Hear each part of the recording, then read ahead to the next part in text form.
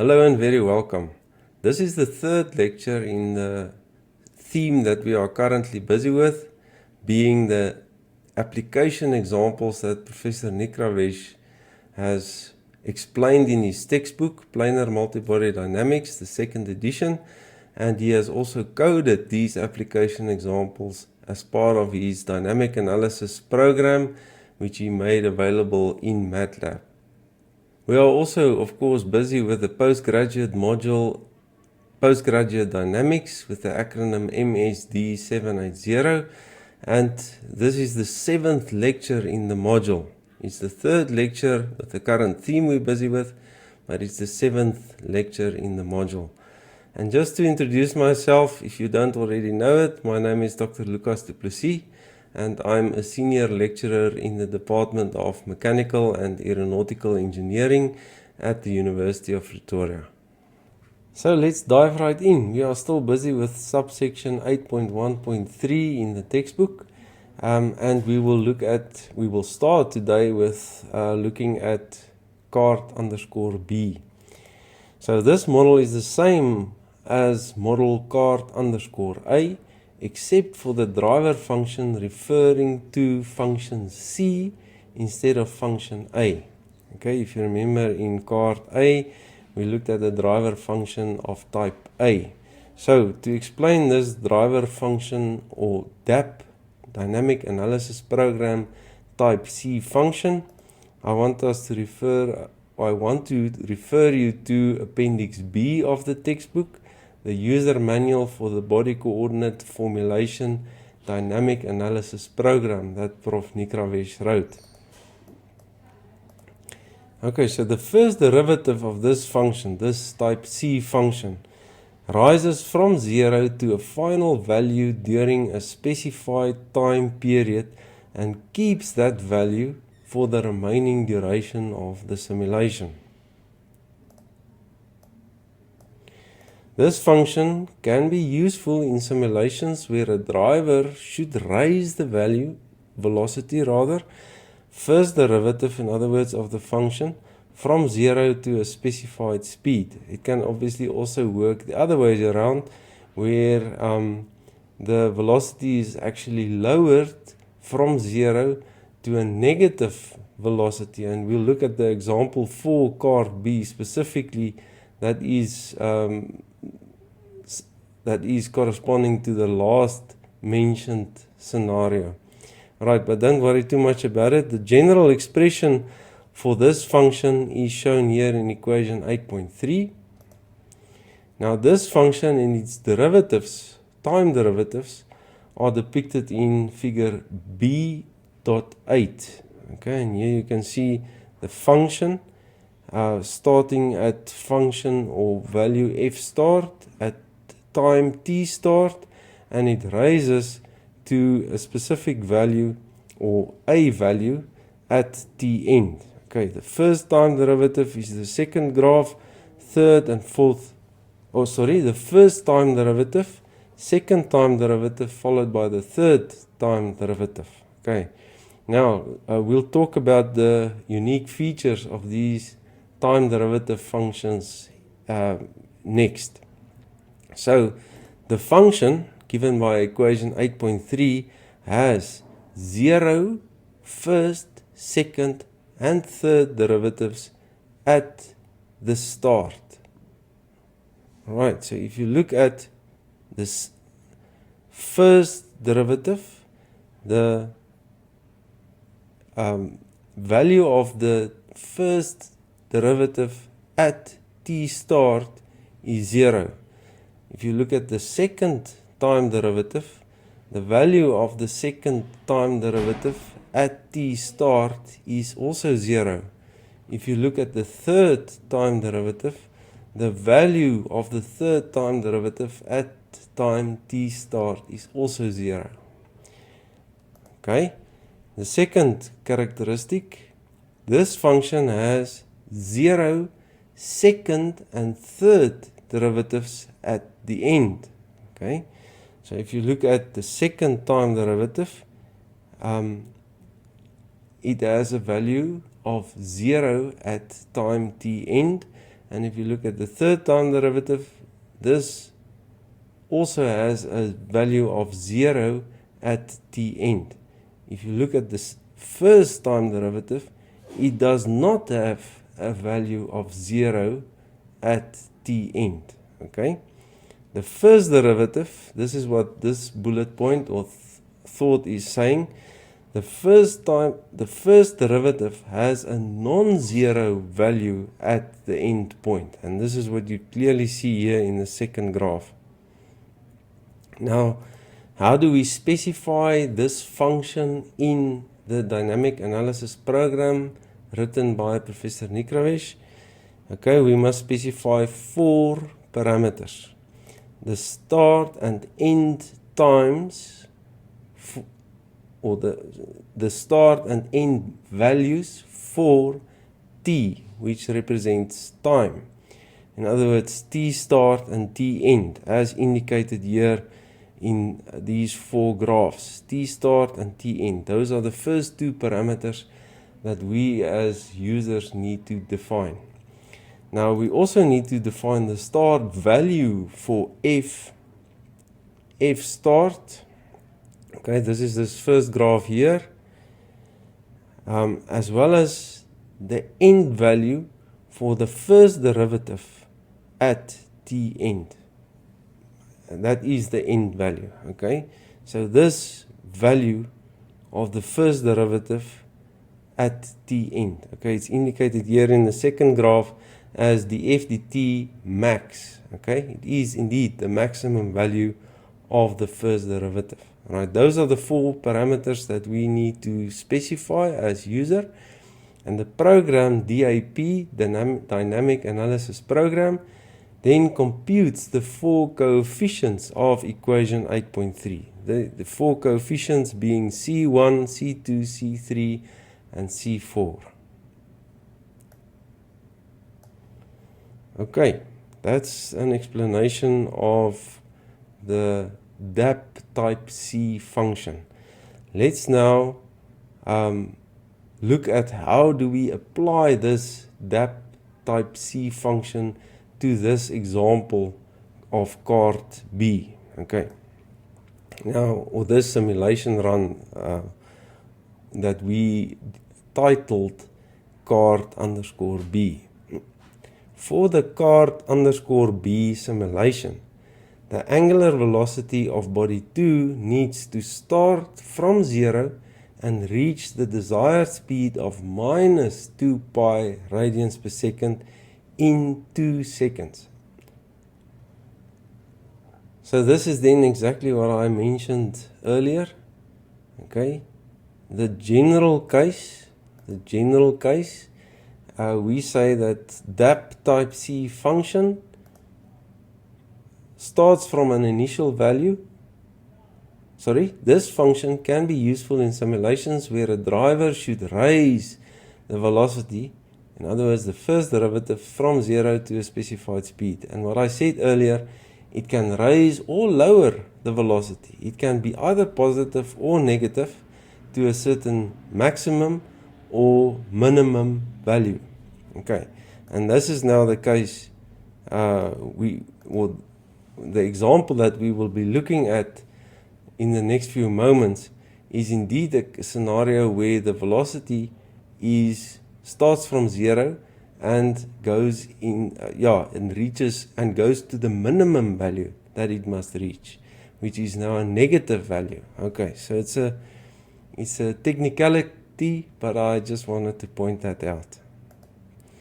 Now, hence, we need to specify 4 parameters, okay, and this now ties up with what we said here. The user must specify 4 parameters. Okay, now, for our specific example, where the angular velocity of body 2, if you remember, body 2 being this left-hand side wheel, or what we then conveniently call the rear wheel, if going to the front is going towards the right, so the left-hand side wheel is our body 2. Okay, so it needs to start from 0 and reach the desired speed of minus 2 pi radians per second in 2 seconds. Okay, so and this is also something that we spoke about in lecture 6. So minus 2 pi radians per second.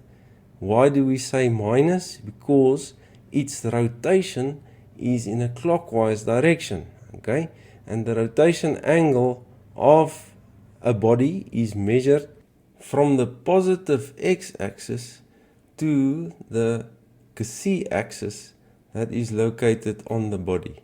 So the angle between those two axes, if you measure it in a counterclockwise direction, it is regarded as positive, and if you measure it in a clockwise direction, it's regarded as negative.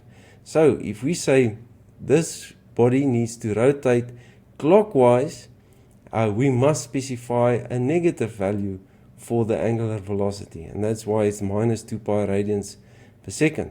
And it makes sense for us to do that, to say that body 2 needs to rotate clockwise so that the cart can move towards the right. Okay, that makes sense. So okay, I was busy talking about these 4 parameters then. So I just explained why is it negative 2 pi radians per second. So what does the 4 parameters look like? Okay, so T start will be 0, and 0 is the default value. So if in DAP, and I'll show that to you in a minute, if in DAP you don't specify a T start, the program will use 0 as your initial time. T end, you have to specify, there's no default value for that. And looking at the description here, it follows that the T end is 2 seconds. Now, just to pause there for a moment, this T end is not the end of our simulation. It's the end time for our function C. It's the end time for our function C. If our simulation, and I'll show that also in a minute, our simulation runs longer than this T end, the velocity, the first derivative of the function, will remain at that value, df dt max. It will remain at that. Alright, so just take a note of that. Now, the function value at this initial time, or f start, now for this graph that we see here on the left, f start is 0 at the initial time t0, and that's, in other words, or that is the default value. If you don't specify a value for f start, the program will use 0 as its default. And then the df dt end, okay, that is the same as the df dt max. So it is the value for the first time derivative at t end. Okay, so that's how you define it in DAP, and I'll show that in a minute. And for this case, it will be minus 2 pi. Okay, so as I said before, with those 4 parameters specified, we don't need to calculate, as was the case for function type A.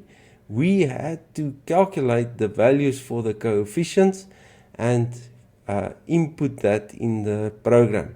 Now for function C, that is not necessary. The program calculates those 4 coefficients automatically using these 4 parameters that we've specified. Now what it will look like, and we'll show that also in a minute, the first derivative of function C will then look as follows, or as shown in figure 8.10, and this is what you see here on the screen. Okay, so it starts at 0, it then gradually decreases, it decreases, it's a negative value, and it stops at minus 2 pi radians per second in a period of 2 seconds. Okay, so we are now ready to run the simulation, and let's follow the steps asked in exercise 8.8. So the first task for us is to review the input M files for this model. Okay, and what you see on the right, I've opened all the input files, input M files. They are listed in alphabetic order, so let's just run through them in that sequence. Okay, so in animate, this points P5 and P6 as points anim. That's exactly the same as for card underscore A, so I'm not going to repeat that. You're welcome to have a look at the previous lecture. The same goes for the shape, width and height, color of body 1, as well as that of bodies 2 and 3.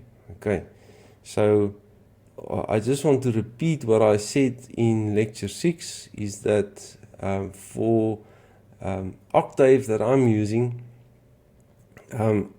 I need to specify the radius of the circular disc of the wheels. I need to specify them, the radius, twice. Okay, and that's what I've done here, as well as for body 3.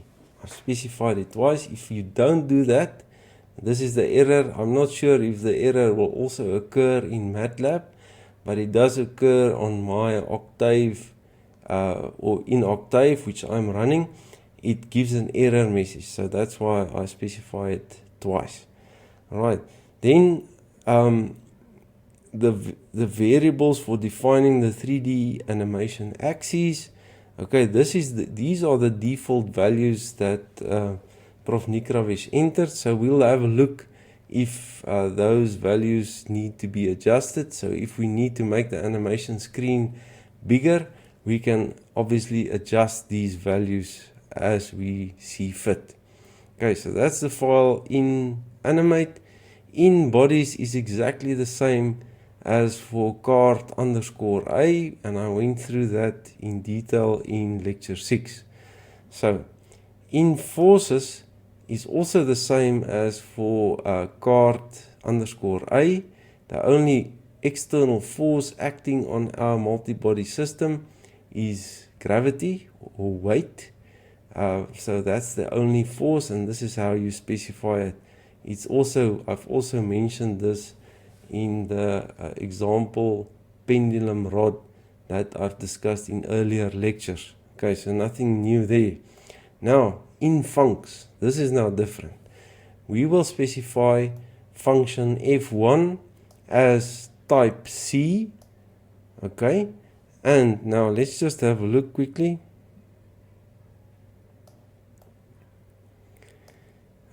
You will notice here, and this is as per Prof. Nikravesh's example as he coded it, he did not specify T start, and he also did not specify F start, and that's because we want the program to use the defaults.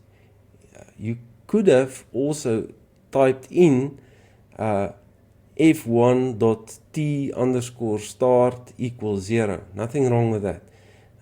But as what is done here, omitting the value for t start and f start, the program will use the default values of 0 for each of those parameters. Right.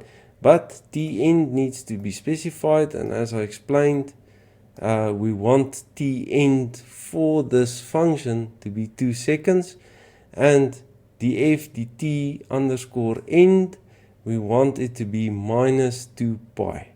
Alright, so nothing strange there. Let's look at in joints. Now, in joints is exactly the same as was discussed in lecture 6 for card underscore A. So you're welcome to look at that lecture if there's anything that's unclear. It's an exact replica of card underscore A. Okay, the same goes for in points. exactly the same as for card_A discussed in lecture 6. And there are not any u vectors that we need to define, so this u vectors is therefore an empty list.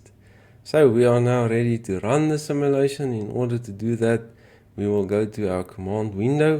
We can clear the workspace, we can clear the command window, and we will type in the acronym DAP for Dynamic Analysis Program, which folder contains the model, and that is simply card_B. Do you want to correct the initial conditions? Yes, we do. And now you will notice the initial velocities are 0. Okay, if I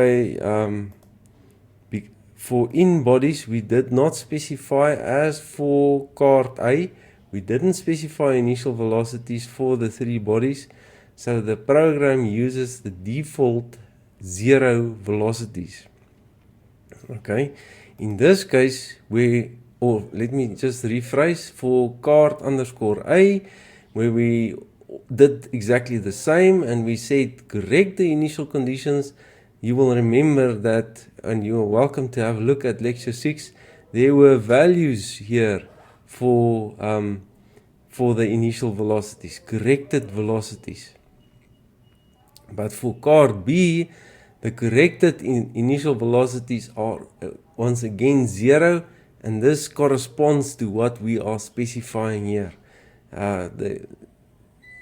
So our final time is 3 seconds. So we'll enter 3. The reporting time step is 0.1 second. We press enter, and then we run as it is asked here in exercise 8.8. Execute anim and observe the animation of the response. Okay, so to do that, let's type in the word anim, or the acronym anim. We maximize just for better visibility, and we press any key to continue. Now,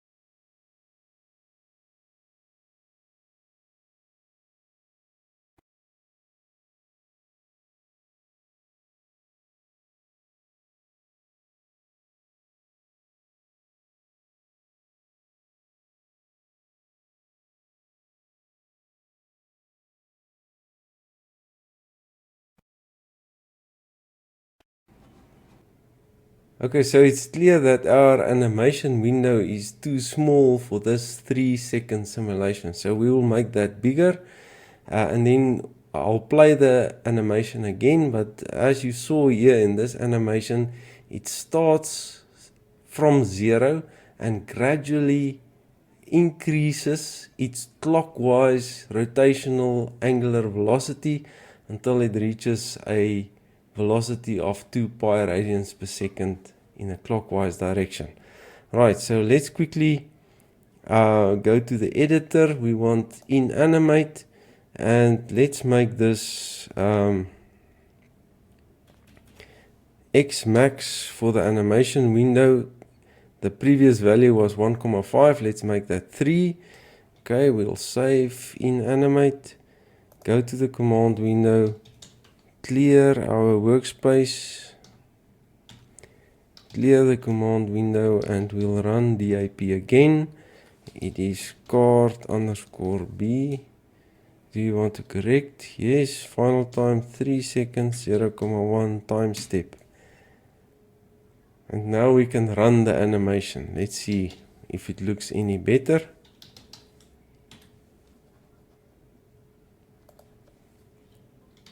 You can immediately see the larger animation window, and I'm expecting it to work quite well. So let me press the button, and notice how the card accelerates, reaches a constant velocity. That may not be that obvious to observe here, but we will plot the graphs and look at the response in graph form, and that will help us to interpret the success of the simulation. All right.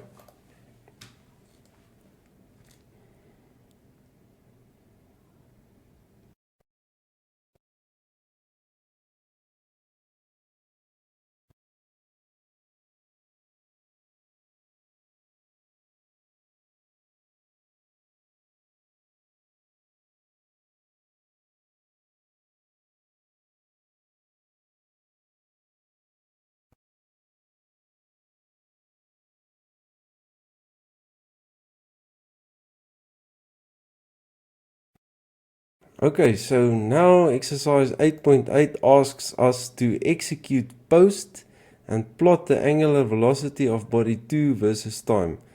The plot should reveal that the angular velocity has been varied from 0 to the final value in the described time period as depicted in figure 8.10. Okay, let me just show you figure 8.10 again. So we are expecting this behavior, and then from 2 seconds to 3 seconds we're expecting it to be constant. So let's have a look if we can, if that is indeed what the DAP calculated. Okay, so I've executed post, and now in order to know what parameter do we need to plot, or what array, have a look at the appendix B that Prof. Nikravesh wrote, table B10. Okay, so what we're looking for is the angular velocity of body 2 for the specified period. Now, angular velocity is then, well, it will be this rotational velocity, okay? And we're looking for body 2, so number of time steps, this is the array, we'll have the magnitude nt by number of bodies. Okay, so what we're looking for is plot t, comma, pd, colon, comma, 2. There we go. Right, so it starts from 0, goes all the way, or in 2 seconds time, it goes to minus 2 pi radians per second, and then it remains there for the remaining second. Okay, so it's reassuring that the plot that we've generated of the angular velocity of body 2 resembled exactly the same behavior as shown here in figure 8.10. So let's look now at the last task of exercise 8.8. We now want to plot the torque associated with the prescribed rotation of the rear wheel, which is body 2, as well as the reaction forces on the rear driver wheel and the front driven wheel. In other words, the rear driver wheel being body 2 and the front driven wheel being body 3. Okay, so now to understand and explain that a little bit better, how do we get the reaction forces? Let's just look at some subsections in planar multibody dynamics. The first being subsection 4.4.2, where Prof. Nikravesh talks about reaction forces. Reaction forces or torques act between two bodies along or about the axis for which no relative motion is allowed. Okay, it's important that you understand this statement. It's very important. A kinematic joint removes one or more of the 3 relative degrees of freedom between two planar bodies. It removes one or more of the 3 relative degrees of freedom. Okay, and we'll look at examples in a little bit. The imposed restrictions on the relative motion expressed analytically are called constraints. Okay, and we've spoken about kinematic constraints equations throughout the module thus far, so this shouldn't be anything surprising to you. Now let's consider the two bodies connected by a pin joint shown in figure 4.10a. Okay, a pin joint allows the bodies to rotate relative to one another, but it eliminates the relative translation between the attachment points along any two orthogonal axes. Okay, so this then ties or should clarify what this general term means at the end of this example. Kinematic joint removes one or more of the three relative degrees of freedom between two planar bodies. Okay, now just looking in a bit more detail at this pin joint, since this pin joint removes two relative translational degrees of freedom, the resultant reaction force on each body can be described with two orthogonal components, lambda 1 and lambda 2, and that's shown here on the right hand side of figure 4.10a. Okay, on the left hand side, this is now the assembled view of the pin joint between bodies I and J, and this shows the relative rotation between the two bodies that is allowed as a result of the relative translations that are removed between bodies I and J. We have these reaction forces or the two components of the reaction force acting on bodies I and J respectively. Okay, so let's look at a circular disc. It may roll against the flat surface, in other words a line in our planar representation of another object as shown in figure 4.10g. Okay, the fact that the two bodies remain in contact, okay, so this is now shown here on the left hand side of figure 4.10g. Body I rolls against body J, the flat surface of body J, and it's represented as a line in our two-dimensional or planar representation. The fact that the two bodies remain in contact, there is a reaction force lambda 1 perpendicular to the line or the tangent line of contact. Okay, so what that means is this reaction force lambda 1 is due to the fact that these two bodies remain in contact. And lambda 1 is for body J perpendicular to the line of contact, and for body I it is perpendicular to the tangent line at the point of contact. Now if no slippage is allowed between the two bodies, another degree of freedom is removed. This condition necessitates a second component of reaction force, lambda 2, that must also be considered. Okay, and this is now lambda 2 is indicated here on the right hand side of figure 4.10g, and that is a result of the fact that for this scenario no slippage is allowed. Okay, and we will look at a practical calculation of this lambda 2 reaction force in a while. Okay, so that's reaction forces. Pin joint and circular disc, these are the two types of joints that are present in our Cart B simulation. So let's look at subsection 13.2, constraint formulation. Okay, and you will see in a little bit how all these loose subsections tie together in order for us to be able to plot the torque associated with the prescribed rotation, as well as the reaction forces on the rear driver and front driven wheel. Okay, so subsection 13.2, constraint formulation. Now this is a repeat of what we said before.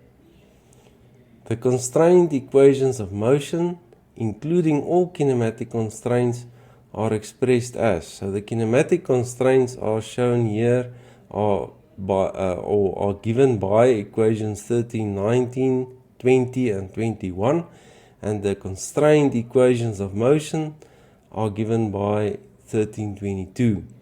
Now to solve equation 1322, the constraint equations of motion, for the accelerations q double dot, we append it, in other words, equation 1322 is appended to the acceleration constraints of equation 1321 to form the following set of equations, and this is given by 1323. Okay, and this is, as I said, it's a repeat of what we've spoken about earlier, nothing new. Now, let's look at subsection 13.6, what Nikravesh refers to as combined analyses. Assuming that there are n subscript v coordinates and n subscript c independent constraints where the number of degrees of freedom equals the number of coordinates minus the number of independent constraints, then the number of coordinates nv, that number nv, there are nv equations of motion and n subscript c acceleration constraints, and they are based on what we just spoke about, equation 1323, and in subsection 13.6 these equations are repeated or are shown again and numbered as equation 1361. Okay, so the point is that equation 1323 and 1361 represent n subscript v equations of motion and n subscript c acceleration constraints, where n subscript v are is equal to the number of coordinates and n subscript c is equal to the number of independent constraints. Okay, now let us assume that we include n subscript d driver constraints, which we can express as shown here on the right hand side of the screen. Now the time derivative of the driver constraints are expressed as shown here. F dot as a function of t equals the Jacobian of the driver constraints multiplied by the velocities of the mechanism. The second time derivative of the driver constraints are expressed as shown here. So F double dot t equals the time derivative of the driver constraint Jacobian multiplied by the velocities of the mechanism plus the Jacobian of the driver constraints multiplied by the centroidal accelerations of the mechanism. Okay, so why did I include this? Nikravesh points out that the second time derivative of the driver constraints can be rearranged and shown here as shown here in equation 1362. Now, with the inclusion of these driver constraints, equation 1361 becomes equation 1363. Now, isolating the equations of motion from equation 1363 yields. Okay, so how did I get to these equations of motion?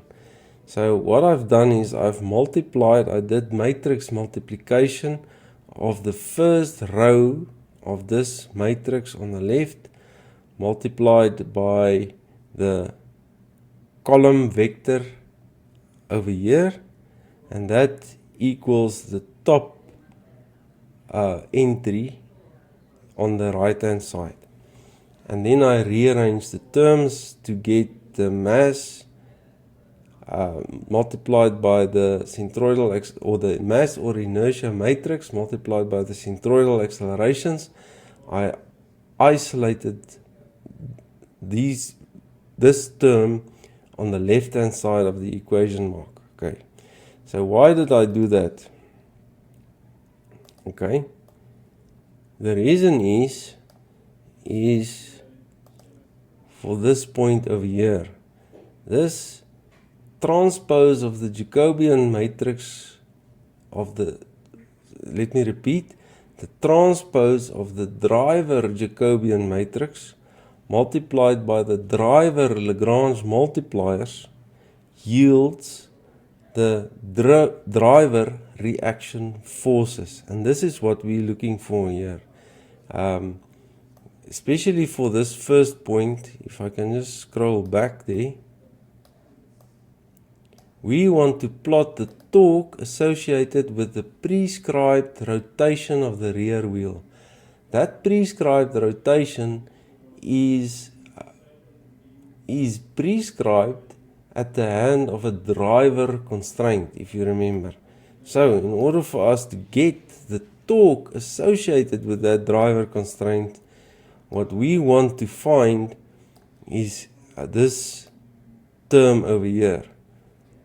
And let me repeat, it is the transpose of the driver Jacobian matrix multiplied by the driver Lagrange multipliers. That's what we want, okay?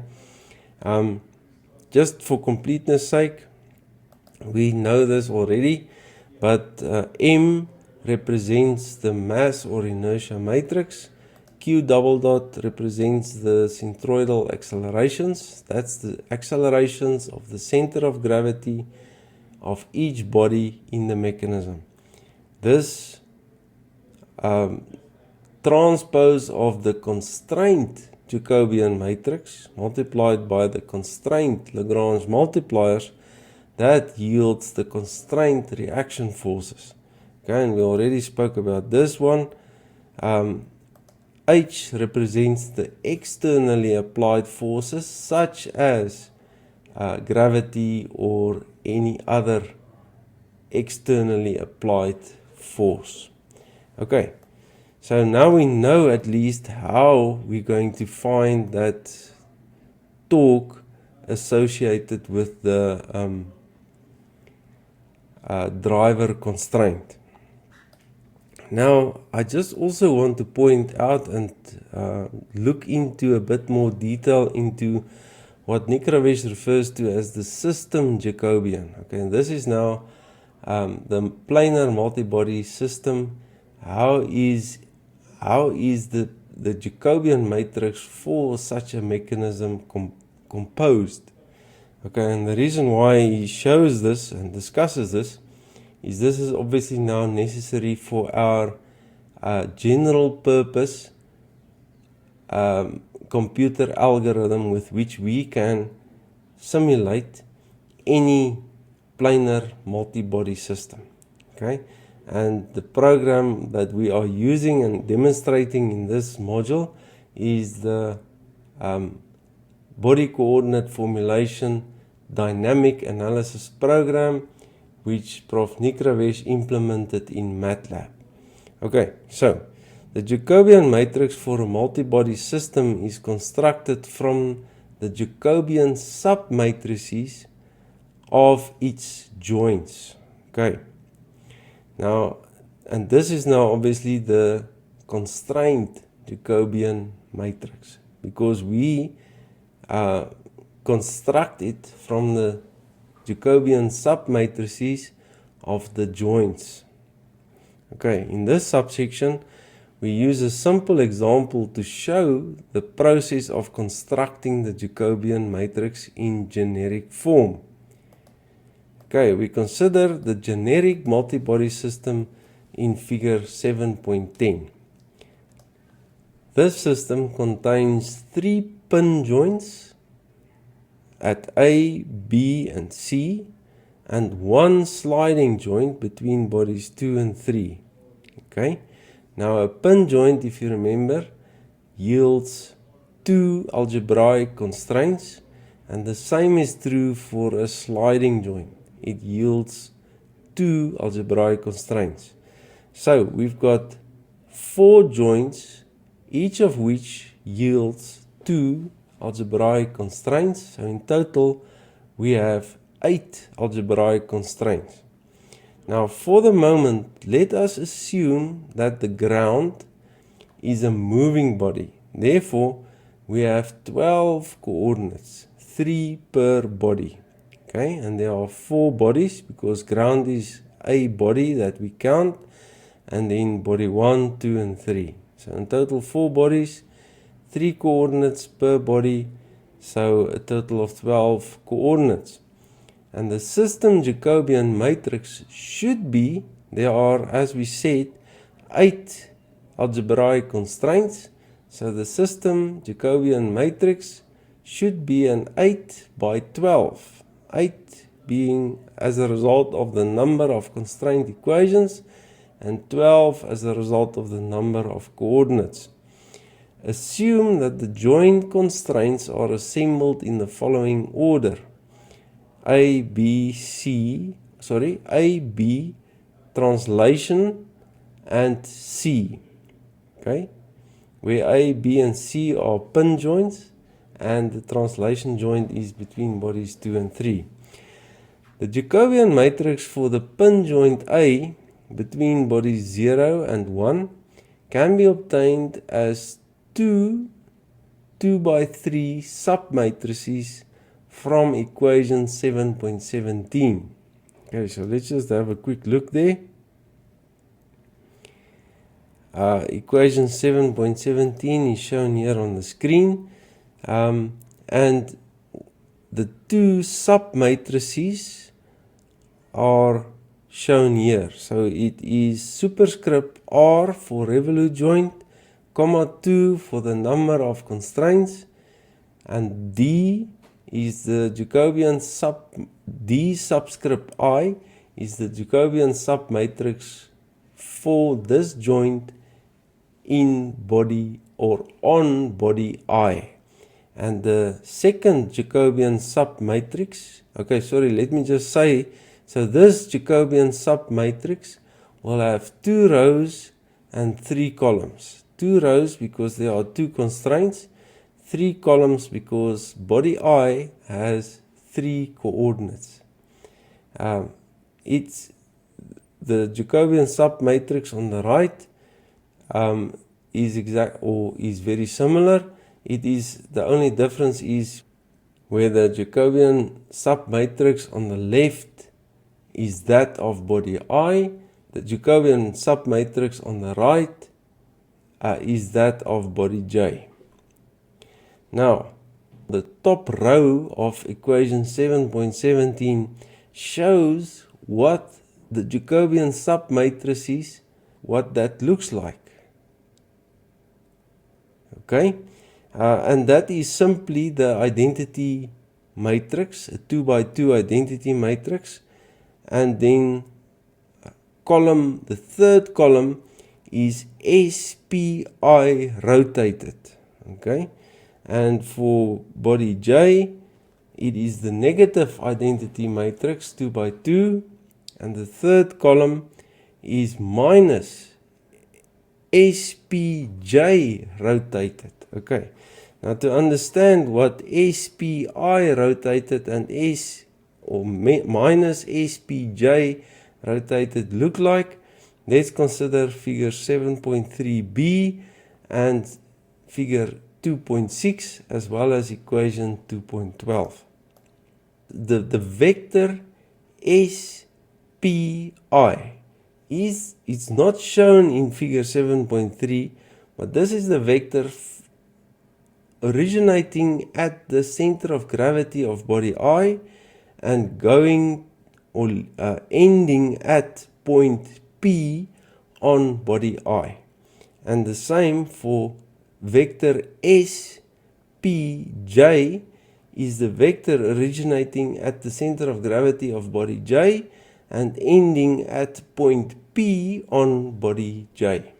So the rotated vector is demonstrated and explained at the end of figure 2.6 and 2.12, where vector A has a component A1 in the direction indicated here by the arrow numbered as number 1, and it has a component A2 in the direction of arrow 2. Now A rotated is then minus A2. The first component of A rotated is the negative second component of A, and the second component of A rotated is the positive first component of A. Okay, and this A rotated or rotated vectors are used for cross product implementation in Prof. Nikravesh's MATLAB algorithm. Okay, so the point of all of this is, for a pin joint, we've got a generic description for the Jacobian submatrices of the two bodies. Okay, so that illustrated or explained in a bit more detail what the Jacobian matrix for a pin joint looks like. And coming back to our example that we are considering, we're looking at pin joint A between body 0 and 1. We also have two other pin joints. So the reason why I showed you the detail is for you to see that there's a generic formulation for a pin joint, and if you have the local coordinates of SP in body I and SP in body J, you have the Jacobian submatrices. Alright, so that's quite handy to know. Now these submatrices, which for our example it's shown in figure 7.10, are denoted by superscript AD0 and superscript AD1, occupy the top 2 rows and left 6 columns of the overall 8 by 12 Jacobian matrix. Now similarly, okay, let me just point that out. As you can see here, so superscript AD0 and superscript AD1 occupy, so this will be 2 rows, 3 columns and another 3 columns. Alright. Now similarly, the submatrices for the other joints are placed in the corresponding rows and columns to form the following matrix. So the first 3 columns represent or contain the Jacobian submatrices of body 0, and there are 2 of them because there are 2 joints on body 0. The first one is joint A between body 0 and body 1, and the second one is joint C between body 0 and body 3. Alright, so that's why for body 0, superscript A, or this Jacobian submatrix and this Jacobian submatrix appear in the first 3 columns. Okay, now we already spoke about the Jacobian submatrix of pin or revolute joint A on body 1. Okay, there's also a pin joint between body 1 and body 2, and that's where these 2 Jacobian submatrices come from. Okay, so before we go on to that Jacobian submatrix, so it follows that the first 2 rows represent or contain the Jacobian submatrices of pin joint A. Okay, and similarly the rows 3 and 4 contain the Jacobian submatrices of pin joint B. Okay, so hopefully you can identify the pattern. It's quite simple.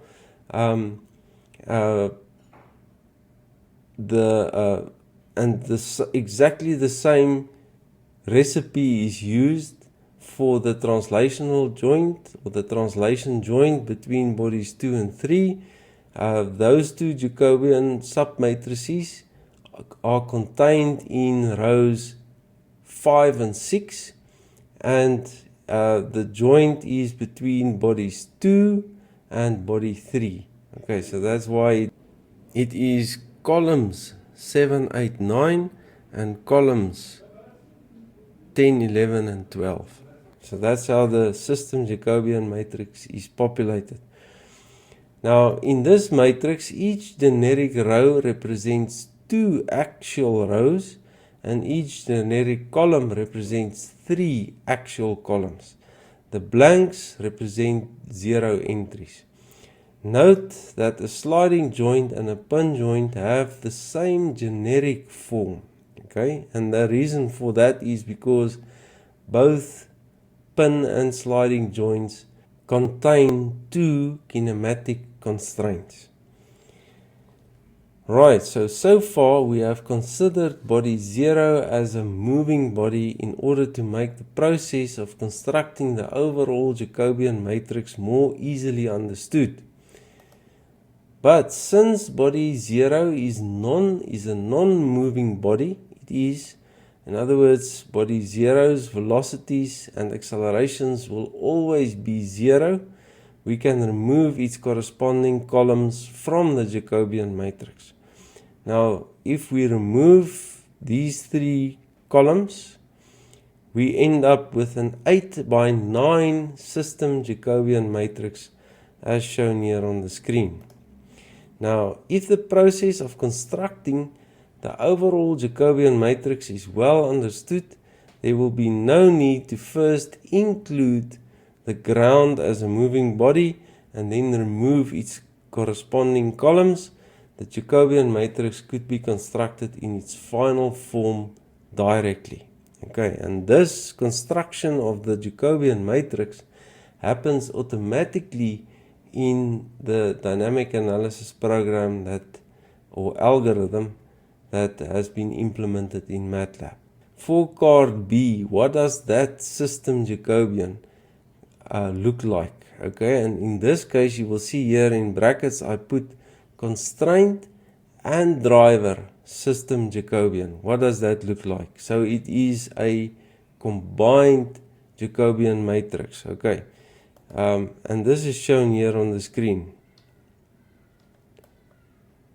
Okay, so it's the Jacobian matrix, which will now be, and in our case we've got 3 bodies, right?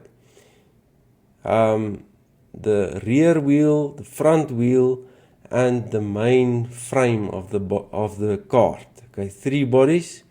So that's why we've got 3 times 3 equals 9 columns. Okay, so let's count them. 1, 2, 3, 4, 5, 6, 7, 8, 9. Okay, and the entries in this combined Jacobian matrix, the entries in black represent the Jacobian entries for body 1. The entries in red represent the Jacobian entries for body 2, and the entries in green represent the Jacobian entries for body 3. It follows, if we split this combined Jacobian matrix, we get the constraint Jacobian matrix, which will be an 8 by 9, okay, 8 rows, because what we have is we've got 2 pin joints and then we've got 2 circular discs. Now, in other words, we've got each pin joint, as you already know, represent 2 constraints, and the same goes for the circular disc joints. Each circular disc joint represents 2 constraints. So we've got 8 constraints in total. That's where the 8 rows come from. And as I said before, we've got 3 bodies. 3 times 3 equals 9 columns. The Jacobian matrix for the driver constraint corresponds exactly to the explanation that I've given for this specific driver constraint as part of lecture 6. So you're welcome to refer back to lecture 6. So with all of this explained, we are now finally ready to plot the torque associated with the driver constraint that has been applied to the rear wheel. Okay, the driver constraint resulting in the prescribed rotation of the rear wheel. So the commands that we will enter are shown on the screen here. Torque 2 equals jack, open the brackets, colon, comma, 9, comma, 6. Okay. Dot multiplied by lam, open the brackets, colon, comma, 9, close the brackets. And I would like to explain just how I got to this formula. In order to explain the formula, I want us to refer us back to this Appendix B, the user manual for the body coordinate formulation dynamic analysis program that Professor Nikravish wrote and implemented in MATLAB. Okay, so you can see here that the array jack is an NT, where NT is the number of reporting time steps by N constraints, or the number of constraints, by the number of bodies multiplied by 3. So it's then easy to see that we are looking for constraint number 9. Constraint number 9 is listed here in row 9, and that's the driver constraint. Okay, that's quite easy to see. Why the 6 then? Okay, the 6 is column 6. It's this entry over here. That is what we're looking for. So what you see on the left hand side of the screen is a printout of this column vector, jack, colon, comma, 9, comma, 6.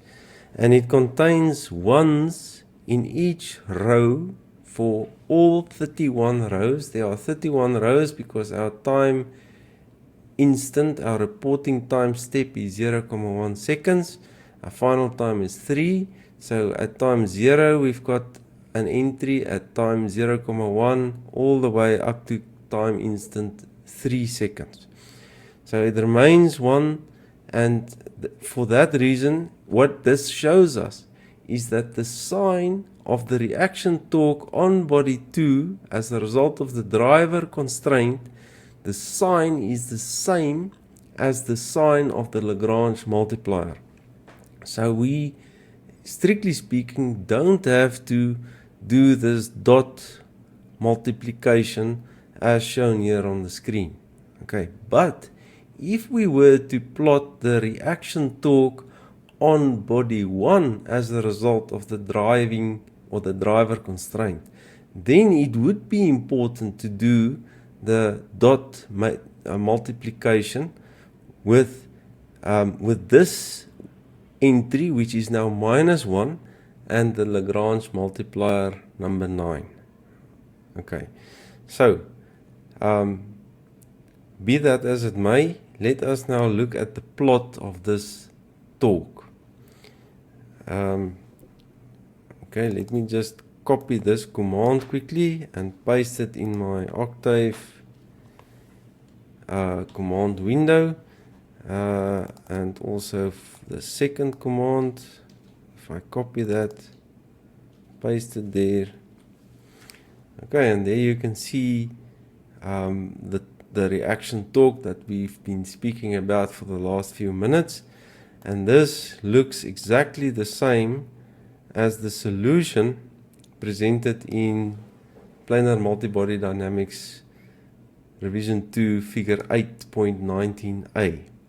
Okay, now Prof. Nikravish,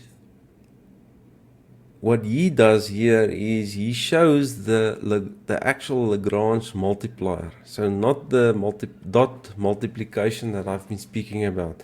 And as expected, these two graphs are then exactly the same.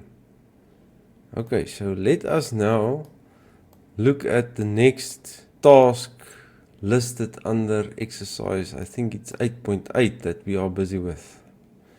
Okay, it is to plot the reaction forces associated with the no-slip constraint of the rear body, body 2, or the rear wheel, as well as that of the front body, body 3. Okay, so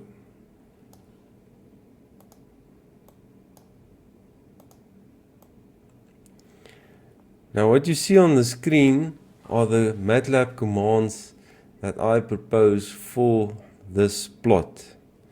And you will see I once again do the dot multiplication of Jack colon 6,4 with Lagrange multiplier 6. This is no slip 2. So this is the no slip reaction force on body 2. Okay, so the no slip constraint is number 6. This one over here. And you will see there are 2 non-zero entries for this Jacobian matrix. The one that we are interested in is the one over here. We already saw that this column gives reaction torques, okay, and we are not interested in a reaction torque, we are interested in a reaction force. So this one is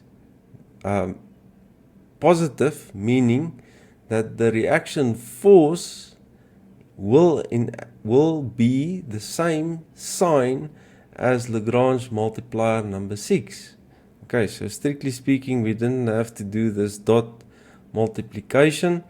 This no slip 3, just for completeness sake, I once again did a dot multiplication with Jacobian entries colon, 8, 7. Okay, and that is the so in other words, the no slip constraint is number 8. Okay, it's this one over here, the no slip constraint for body 3, which is now the front wheel. And as before, or as with the no slip constraint for body 2, we once again are interested in this entry over here, showing once again that the no slip reaction force on body 3 is the same sign as the corresponding Jacobian Lagrange multiplier, which is Lagrange multiplier number 8. Okay, so let's run these commands and see what the plots look like.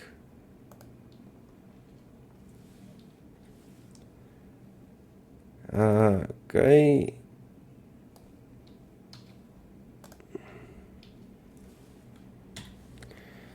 Alright, now to plot two graphs on the same plot in MATLAB, you have to enter this hold on command. So I'm going to copy all of this quickly.